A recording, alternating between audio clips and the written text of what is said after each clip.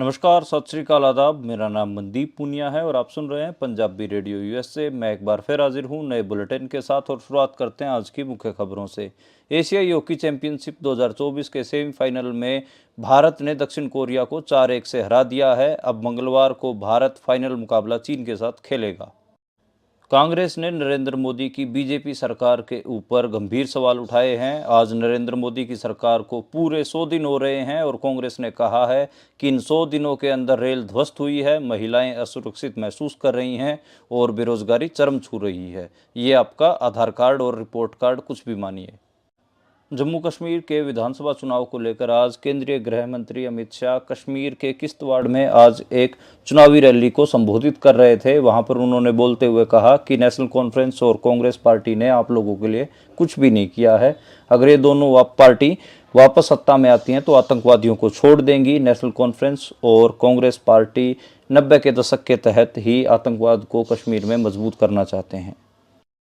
आम आदमी पार्टी के बड़े नेता सौरभ भारद्वाज ने प्रेस कॉन्फ्रेंस करके यह जानकारी दी है कि दिल्ली के मुख्यमंत्री अरविंद केजरीवाल मंगलवार को अपना इस्तीफा दिल्ली के राज्यपाल वीके सक्सेना को सौंपेंगे। आज रविवार था और कल ईद की छुट्टी होने के कारण अब वो फाइनली मंगलवार को अपना इस्तीफा सौंपेंगे। मध्य और पूर्वी यूरोप के लोग इन दिनों बाढ़ का सामना कर रहे हैं। बाढ़ की वजह से कई देशों में हजारों की तादाद में लोग प्रभावित हुए हैं। इसके अलावा म्यांमार में भी यागी तूफान की वजह से 100 से ज़्यादा लोगों की मौत होने की खबर आई है।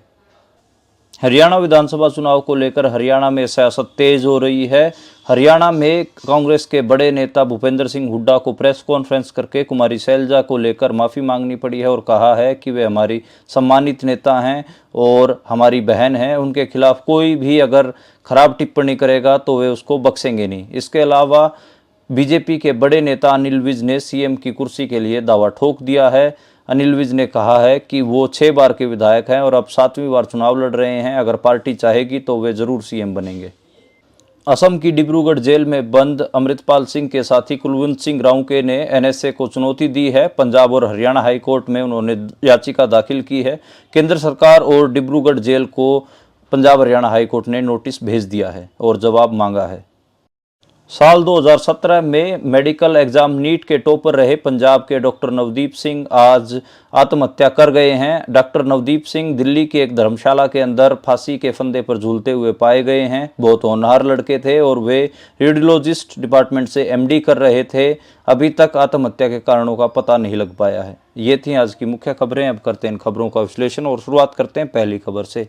पहली खबर एशियाई हॉकी चैंपियनशिप ट्रॉफी के को लेकर आई और आज भारत ने दक्षिण कोरिया को 4-1 से हराकर फाइनल में प्रवेश किया है और फाइनल में भारत का जो मुकाबला है वो चीन से होने वाला है। भारत की ओर से हरमनप्रीत सिंह ने 2 गोल दागे और उत्तम सिंह और जर्मनप्रीत सिंह ने भी एक गोल किए हैं। दक्षिण कोरिया के यांग जिहान ने 1 गोल किया। इसके अलावा अब जो फाइनल मैच होगा वो चीन के साथ होगा और चीन ने पाकिस्तान को सेमीफाइनल में 2-0 से हराकर फाइनल में जगह बनाई है। इससे पहले भारत दक्षिण कोरिया, पाकिस्तान, चीन, जापान और मलेशिया को हरा चुका है और इस चैंपियनशिप में एक बार भी भारत नहीं आ रहा है बल्कि अविजित रहा है और कल सभी की फाइनल पर निगाहें हैं। मंगलवार को कल फाइनल मैच खेला जाएगा। इसके अलावा अगर अगली खबर की ओर बढ़ें तो अगली खबर कांग्रेस के प्रेस कॉन्फ्रेंस के बारे में है। कांग्रेस पार्टी ने नरेंद्र मोदी के नेतृत्व वाली केंद्र सरकार के 100 दिन पूरे होने के ऊपर एक प्रेस कॉन्फ्रेंस आयोजित की। इसमें उन्होंने प्रधानमंत्री नरेंद्र मोदी के ऊपर कई गंभीर आरोप लगाए हैं। कांग्रेस की ओर से उनकी स्पोक्सपर्सन सुप्रिया श्रीनेत ने कहा कि 100 दिन पूरे होने जा रहे हैं सरकार के और अर्थव्यवस्था, किसान, युवा, महिला, इंफ्रास्ट्रक्चर, रेलवे और संस्थाएं सब पर ये 100 दिन भारी पड़े हैं। इन 100 दिनों ने साबित किया है कि नरेंद्र मोदी के पास किसी भी समस्या का कोई समाधान और विजन नहीं है। उन्होंने समस्याओं के साथ साथ ये भी कहा कि नरेंद्र मोदी इन समस्याओं से मुंह मोड़ लेते हैं और लड़ाई छोड़कर भाग जाते हैं। ये उनकी पुरानी आदत है। इसके अलावा उन्होंने एक जो जुमला गढ़ा वो कहा कि रेल ध्वस्त है, महिला सुरक्षित है और बेरोजगारी चरम छू रही है। ये आपका रिपोर्ट कार्ड है। तो उन्होंने ये रिपोर्ट कार्ड प्रधानमंत्री नरेंद्र मोदी को भेजने की बात कही है। नरेंद्र मोदी के पास 240 सांसद हैं और वे एनडीए गठबंधन के प्रधान नेता होने के बतौर प्रधानमंत्री तीसरी बार वो अपना कार्यकाल चला रहे हैं। इससे अगली खबर की ओर बढ़ें तो अगली खबर जम्मू कश्मीर से आई और जम्मू कश्मीर में केंद्रीय गृह मंत्री अमित शाह ने जम्मू कश्मीर के किश्तवाड़ में एक चुनावी रैली आयोजित की। वहां पर उन्होंने कांग्रेस और नेशनल कॉन्फ्रेंस के ऊपर निशाना साधा और कहा कि नेशनल कॉन्फ्रेंस और कांग्रेस आप लोगों के काम नहीं आएंगी। उन्होंने कहा कि कांग्रेस और नेशनल कॉन्फ्रेंस चाहती है कि 90 के दशक जैसा आतंकवाद देखा जाए, जब चंद्रकांत शर्मा और परिहार बंधु जैसे लोगों ने कुर्बानी दी थी। मैं सभी शहीद भाइयों को याद करते हुए वादा करता हूं, आतंकवाद को इतने नीचे दफन करेंगे कि कभी बाहर नहीं आ पाएगा। उन्होंने कहा कि 90 की तरह ही प्रयास हो रहे हैं, आतंकवाद को फिर मजबूत किया जाए। कांग्रेस और नेशनल कॉन्फ्रेंस सरकार आएगी तो आतंकवादियों को छोड़ दिया जाएगा। जम्मू कश्मीर में एक दशक बाद विधानसभा चुनाव हो रहे हैं, इसके लिए सभी दल चुनाव प्रचार में अपनी ताकत लगा रहे हैं, लेकिन अमित शाह का जो एजेंडा है वो साफ दिख रहा है कि कहीं ना कहीं वो ये चुनाव जम्मू कश्मीर के लिए नहीं लड़ रहे हैं, बल्कि भारत के बाकी सूबों में जम्मू कश्मीर में आतंकवाद का नैरेटिव सेट करने के लिए चुनाव लड़ रहे हैं। और उनका क्या मतलब है? जम्मू कश्मीर में तो हम सबको पता है कि जो भी मिलिटेंट रहे हैं उनके लिए कश्मीरी लोगों में हमदर्दी रही है, लेकिन अमित शाह वहां पर शरेआम जाकर उनको आतंकवादी कह रहे हैं और कह रहे हैं 90 के दशक जिस दशक में कश्मीर के लोगों ने अपनी लड़ाई लड़ी उसको वो कह रहे हैं कि वैसा ही दौर ये दूसरी पार्टियां लाना चाह रही हैं। तो कहीं ना कहीं अमित शाह ये दिखाने की कोशिश कर रहे हैं बाकी भारत को कि उन्होंने कश्मीर को बहुत शांत कर दिया है, कश्मीर के अंदर जो आतंकवाद था उसको खत्म कर दिया। ये चुनाव कश्मीर का बीजेपी नहीं लड़ रही, बल्कि ये जो बाकी 28 राज्य हैं, 28 सूबे हैं, उनके लिए लड़ रही है, ताकि 28 के 28 सूबों में कश्मीर के आतंकवाद को सहारा बना के नेशनलिज्म के ऊपर वोट खींची जा सके। तो ये एक उनकी स्ट्रेटजी है। इसके अलावा जो जम्मू कश्मीर में दो बड़ी पार्टियां नेशनल कॉन्फ्रेंस और पीडीपी, उनमें भी जुबानी जंग लगी हुई है। और जो नेशनल कॉन्फ्रेंस के बड़े नेता हैं उमर अब्दुल्ला, उन्होंने कहा कि जो पीडीपी नेता हैं उनकी बेटी इल्तिजा मुफ्ती हों या फिर महबूबा मुफ्ती हों, उन्होंने कुछ भी नहीं किया, उन्होंने राज्य के लिए एक काम भी नहीं किया। इसको लेकर जो इल्तिजा मुफ्ती हैं, महबूबा मुफ्ती की बेटी, उन्होंने बयान देकर कहा है कि वो परेशान हैं और घबराए हुए हैं, तभी दो दो जगहों से चुनाव लड़ रहे हैं, उनकी बातों को गंभीरता से नहीं लेना चाहिए। आपको बता दें कि जो जम्मू कश्मीर में इस विधानसभा चुनाव में इल्तिजा मुफ्ती अपनी मां महबूबा मुफ्ती की सीट से चुनाव लड़ रही हैं और वो कश्मीरी नौजवानों को पीडीपी से जोड़ने के लिए संघर्ष कर रही हैं। हालांकि हम सबको पता है कि वहाँ पर जो इल्तिजा मुफ्ती है उसको बहुत संघर्ष करना पड़ेगा, क्योंकि महबूबा मुफ्ती का अलायंस बीजेपी के साथ रहा है और जम्मू कश्मीर में इसको लेकर ठीक ठाक विवाद भी बन रहा है और इसके खिलाफ ठीक ठाक माहौल भी है। अगली खबर की ओर बढ़ें तो अगली खबर दिल्ली के गलियारों से आई। दिल्ली के मुख्यमंत्री अरविंद केजरीवाल जो जेल से बाहर आ गए हैं, उन्होंने इस्तीफा देने का ऐलान कर दिया है। संडे को यानी कि रविवार को ये ऐलान किया था और आज जो आम आदमी पार्टी के बड़े नेता सौरभ भारद्वाज, उन्होंने प्रेस कॉन्फ्रेंस करके कहा है कि रविवार को ये फैसला लिया गया था और उन्होंने जनता के बीच में रखा था। तो कल रविवार था और आज ईद की छुट्टी है, तो लिहाजा आने वाले मंगलवार को मुख्यमंत्री अपना इस्तीफा गवर्नर को सौंपेंगे और जो दिल्ली के गवर्नर वीके सक्सेना उसके सौंपेंगे। और इसके बाद जैसे ही वो इस्तीफा सौंप देंगे उसके बाद विधायक दल की बैठक होगी और विधायक दल अपना नेता चुनेंगे। आपको बता दें कि इसमें 2-3 नाम आतिशी मारलेना का भी नाम चल रहा है, सौरभ भारद्वाज का भी नाम चल रहा है, कई लोग अरविंद केजरीवाल की पत्नी का नाम भी चला रहे हैं। तो ये भी देखना होगा कि अरविंद केजरीवाल किन्हें अपना नेता बनाते हैं। इसके अलावा अरविंद केजरीवाल जो ये बात कह रहे हैं कि अब मेरा जो मैं इस्तीफा इसलिए दे रहा हूं ताकि जो आने वाले जो विधानसभा चुनाव होंगे उसमें मैं जनता के बीच में जाऊं और जनता तय करे कि मैं निर्दोष हूं या फिर दोषी हूं। यानी कि जनता की अदालत को, जो भारत की अदालतें हैं, उनसे बड़ा बनाने की कोशिश कर रहे हैं और कह रहे हैं कि अगर लोगों ने मुझे मैंडेट दिया तो मैं अपने आप को निर्दोष मानूंगा। हालांकि आपको एक बात और बता दूं कि जो अरविंद केजरीवाल हैं वो फरवरी 2025 में चुनाव करवाने की बजाय नवंबर 2024 में ही विधानसभा चुनाव करवाने की सिफारिश कर चुके हैं। और बीजेपी जो मुख्य विपक्षी दल है दिल्ली में, उसने आरोप लगाए हैं कि अरविंद केजरीवाल ये एक पीआर स्टंट है उनका और इससे ज़्यादा कुछ भी नहीं है। उन्होंने और भी कई बीजेपी उनके ऊपर सवाल उठा रही है, उनकी जो जमानत को लेकर भी बहुत सारा विवाद बीजेपी ने किया है। तो हालांकि अब देखना होगा कि उनका जो ये फैसला है ये कैसा साबित होता है और ये भी देखना होगा कि मुख्यमंत्री कौन बनेगा। जो मुख्यमंत्री के नाम है वो मैंने आपको बताया कि जो आगे चल रहे हैं। अब अगली खबर की ओर बढ़ते हैं और अगली खबर हरियाणा विधानसभा चुनाव को लेकर है। हरियाणा विधानसभा चुनाव में शुरू होते ही बीजेपी में कम से कम पहले ही बहुत सारी हलचलें मची हुई हैं। कहीं राव इंद्रजीत सीएमशिप का दावा ठोक रहे हैं तो कहीं ना कहीं जो अनिल विज हैं वो मुख्यमंत्री की दावेदारी ठोक रहे हैं। और जो केंद्रीय नेतृत्व है हालांकि वो तो नायब सैनी को लेकर ही आश्वस्त है। अनिल अनिल विज का ताज़ा बयान आया है, पहले वो सुन लीजिए। उन्होंने कहा कि मैं हरियाणा में भारतीय जनता पार्टी का सबसे सीनियर विधायक हूं, मैं 6 बार चुनाव लड़ चुका हूं और जीत चुका हूं, मैं अब 7वीं बार चुनाव लड़ रहा हूं। अनिल विज ने कहा कि मैंने आज तक अपनी पार्टी से कभी कुछ नहीं मांगा है, लेकिन इस बार हरियाणा की जनता के कहने पर अपनी वरिष्ठता के दम पर मुख्यमंत्री पद का दावा पेश करूंगा। उन्होंने बयान दिया कि बनाना या ना बनाना आला कमान का काम है, लेकिन अगर मुझे सीएम बनाया जाता है तो मैं हरियाणा की तकदीर और तस्वीर दोनों बदल दूंगा। हालांकि जो अनिल विज का ये बयान आया, इसके बाद जो बीजेपी हाईकमान है उन्होंने उस बयान से असहमति जताई है और केंद्रीय शिक्षा मंत्री धर्मेंद्र प्रधान ने कहा है कि नायब सिंह सैनी ही हरियाणा में लोकप्रिय नेता हैं और वही पार्टी का राज्य में चेहरा है और उन्हीं के नेतृत्व में बीजेपी तीसरी बार सरकार बनाएगी।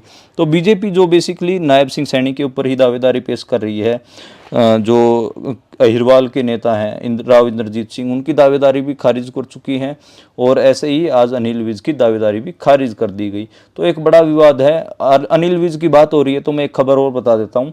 अनिल विज अंबाला कैंट से चुनाव लड़ रहे हैं और वहीं से ही जो इंडिपेंडेंट कैंडिडेट है वो चित्रा सरवारा चुनाव लड़ रही हैं। पहले आम आदमी पार्टी में होती थी लेकिन कांग्रेस पार्टी में आ गई, उनको टिकट मिली नहीं क्योंकि उनके पिताजी को कांग्रेस ने अंबाला से टिकट दी है, अंबाला शहर से। अंबाला कैंट से वो निर्दलीय खड़ी हो गई, दोनों बाप बेटी टिकटें मांग रहे थे। तो हुआ ये कि जो अनिल विज हैं वो अंबाला कैंट में पड़ने वाले गांव में वोट मांगने के लिए गए हुए थे। पास का गांव है शाहपुर, और शाहपुर में जैसे ही वो वोट मांगने के लिए पहुंचे, वहां पर किसानों ने उनकी जनसभा में ज़बरदस्त हल्ला कर दिया। किसानों ने उनकी जनसभा के अंदर जो आंसू गैस के गोले छोड़े गए थे वो भी दिखाए। इसके अलावा वहां पर जो वाटर कैनन वाला लड़का नवदीप सिंह है वो भी पहुंच गया। उन्होंने कहा कि हमारे चड्डे पाड़े गए, हमारे ऊपर 307 लगाई गई, हमें जेलों में रखा गया और हमारे ऊपर ये आंसू गैस के गोले और ये गोलियां चलाई गई। हमारे किसान भाई शुभकरण सिंह की मौत के घाट उतार दिया गया और अब भी आप हमारे घरों में आके वोट मांग रहे हैं। और पूरा एक हंगामा किसानों ने वहां पे कर दिया और ऐसा विरोध हुआ कि अनिल विज को अपना प्रोग्राम छोड़ के भागना पड़ा। उनके भागते हुए की जो वीडियोस हैं वो लगातार सोशल मीडिया पर वायरल हो रही हैं। तो एक हिसाब से जो ये विरोध हो रहे हैं बीजेपी नेताओं की, ये तो वीडियोज अब आपको हर रोज देखने को मिलेंगी। चाहे कोई भी बीजेपी का नेता हो या फिर जेजेपी का नेता हो, हर किसी का विरोध किसान कर रहे हैं।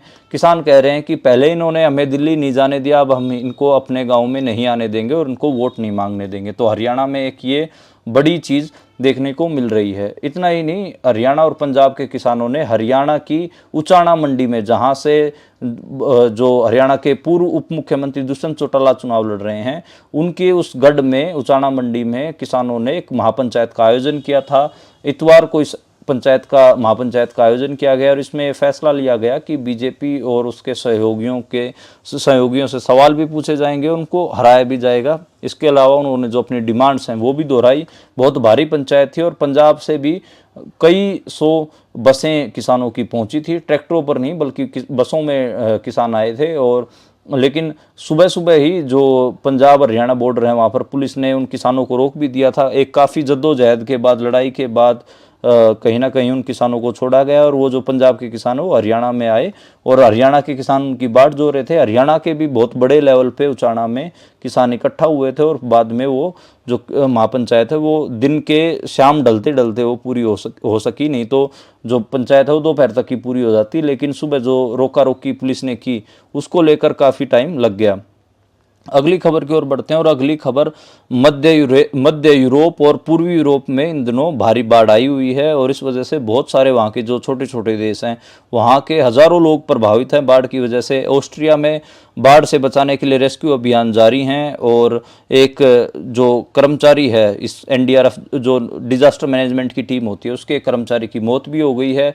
पोलैंड में भी 2-3 लोगों की मौत की खबर है। रोमानिया में 5 लोगों की मौत की खबर है और चेक रिपब्लिक में भी अभी से 5 लोगों की मौत की खबर तो है ही, लेकिन अभी से सही आंकड़े भी पता नहीं चल पाए हैं। तो ये जो 5-6 देश हैं, ऑस्ट्रिया हो, रोमानिया हो, पोलैंड हो या चेक रिपब्लिक हो, इन सब में बाढ़ आई हुई है। और जो ऑस्ट्रिया की राजधानी वियना, वहाँ पर भी लगातार पानी पहुंच रहा है। उसके आसपास जो इलाके हैं उनको तो आपदा प्रभावित क्षेत्र घोषित कर दिया गया है। इसके अलावा अगर हम बात करें तो म्यांमार जो कि जिसको बर्मा पहले कहा जाता था, वहाँ पर भी यागी तूफान की वजह से 113 लोगों की मौत हो गई है और 64 लापता हैं। इससे पहले हम सबको पता है कि दक्षिणी चीन हो, फिलीपींस हो, वहाँ पर भी यागी तूफान की वजह से बहुत नुकसान हुआ है। यागी तूफान वियतनाम, लाओस, फिलीपींस, चीन के जो हनियान के जो इलाके हैं वहाँ पर तकरीबन 287 लोगों की मौत पहले हो चुकी है। यागी तूफान काफ़ी तबाही मचा रहा है और 60,000 के आसपास जो घर हैं वो म्यांमार में तबाह हो गए हैं और 375 स्कूल तबाह हो गए हैं। ये एक सरकारी डाटा है जिसकी मैं आपको बता रहा हूँ। तो एक हिसाब से पूरे दुनिया भर में ही जो एक्सट्रीम वेदर कंडीशंस हैं उनकी रिपोर्टें हमें देखने को मिल रही हैं। अब अगली खबर की ओर बढ़ते हैं और अगली खबर हरियाणा विधानसभा चुनाव को लेकर है। जो कांग्रेस के बड़े नेता हैं भूपेंद्र हुड्डा, उनको कुमारी सैलजा को लेकर एक बड़ा बयान देना पड़ा है। उनको कहना पड़ा है कि कुमारी सैलजा उनकी बहन हैं और कांग्रेस की सम्मानित नेता हैं। कोई भी कांग्रेस का कार्यकर्ता उनके खिलाफ कोई स्टेटमेंट नहीं देगा। दरअसल हो क्या रहा था, कुमारी सैलजा हरियाणा की दलित नेता हैं और जैसे ही जो सारी कमान सारी पावर हुड्डा को सौंपी गई उसके बाद बीजेपी और बीएसपी ने इसको इशू बना लिया और बहुत सारे यूट्यूबरों ने ये कहना शुरू कर दिया कि हुड्डा ने कुमारी सैलजा को दबा दिया, देखो ये जाट दलितों को दबा रहे हैं। बहुत सारी स्टेटमेंट जो आम देहाती लोग हैं उनकी भी आई, उसमें कुमारी सैलजा के खिलाफ जातिवादी टिप्पणियां की गई थी।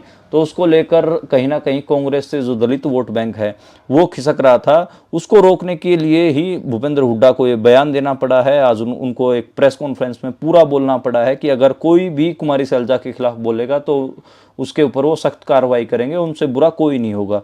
तो दलित वोट बैंक को रोकने के लिए ये काम किया गया है, नहीं तो बीएसपी इसका खूब फायदा उठा रही थी और जो बीजेपी है वो भी लगातार कुमारी सैलजा को इशू बना रही थी। मुझे लगता है कि कांग्रेस को हमेशा जो बैलेंस है उसकी ओर ध्यान देना चाहिए। कुमारी सैलजा को हरियाणा के दलित बड़ा नेता मानते हैं तो कांग्रेस को जो एक तरफा हुड्डा को पावर नहीं देनी चाहिए थी। जिस हिसाब से हुड्डा को ही सारी पावर दे दी गई वो एक गलत मैसेज गया है। हालांकि अब उसको ठीक कर लिया गया है और हुड्डा ने भी माना है कि कुमारी सैलजा को साथ रखने की जरूरत है। अगली खबर की ओर बढ़ें तो अगली खबर पंजाब के अमृतपाल सिंह के बारे में है। अमृतपाल सिंह खडूर साहिब से सांसद हैं और उनके जो साथी हैं कुलवंत सिंह राऊ के, उन्होंने एनएसए को चुनौती दी है। वो भी जो असम की डिब्रूगढ़ जेल है वहाँ पर जेल में बंद हैं। उन्होंने पंजाब और हरियाणा हाईकोर्ट में एक याचिका दायर की है। इससे पहले भी वो एक याचिका दायर कर चुके हैं। ये उनकी दूसरी याचिका है, दूसरी पिटीशन है और इस पिटीशन पर भी हाईकोर्ट ने केंद्र सरकार और डिब्रूगढ़ जेल को नोटिस भेज दिया गया है और इसको लेकर अब आगे सुनवाई भी होगी। हम जो अमृतपाल सिंह और उनके जो साथी हैं उनके केस को लेकर पहले भी डिस्कस कर चुके हैं उनके वकीलों के साथ और आगे भी मैं कोशिश करूंगा कि जो भी डेवलपमेंट उनके केस में होगी मैं आप तक पहुंचाऊं और उनके वकील आर एस बेंस का भी मैं इंटरव्यू करूंगा अगले वीक ही। जो अगली खबर है वो अगली खबर भी पंजाब के साल 2017 के नीट टॉपर के बारे में है। आज दिल्ली के एक धर्मशाला के कमरे में उन्होंने फंदा लगाकर आत्महत्या कर ली है। उनका नाम डॉक्टर नवदीप सिंह है और वो 25 साल के थे। इससे पहले वो अपनी एमबीबीएस की पढ़ाई पूरा कर चुके थे और अब वो रेडियोलॉजी डिपार्टमेंट में एमडी मास्टर्स कर रहे थे और एमडी करते करते उन्होंने स्टेप लिया है। हालांकि उनके फ़ोन और जब्त कर लिए गए हैं। वहाँ पर उनके फ़ोन पर उनके घर वाले फ़ोन मिला रहे थे, कोई उठा नहीं रहा था। उसके बाद ही उनकी लोकेशन ट्रेस करके उस धर्मशाला में जाया गया और जब वो दरवाज़ा तोड़कर अंदर गए तो वो फंदे से लटके हुए थे।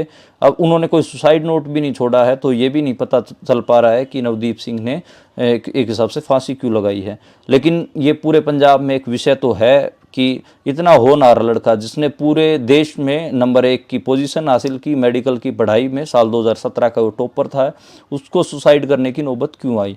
तो कई लोग बहुत अलग अलग थियरी तैर रही हैं लेकिन अभी एक बार इन्वेस्टिगेशन हो जाने के बाद ही पता लगेगा कि असली वजह क्या है। लेकिन मैं फिर कहूँगा कि पंजाब ने एक होनहार नौजवान को खो दिया है। जो नवदीप सिंह की डेथ का दुख मुझे भी है, उनको खुदकुशी किसी भी हालत में नहीं करनी थी। खैर,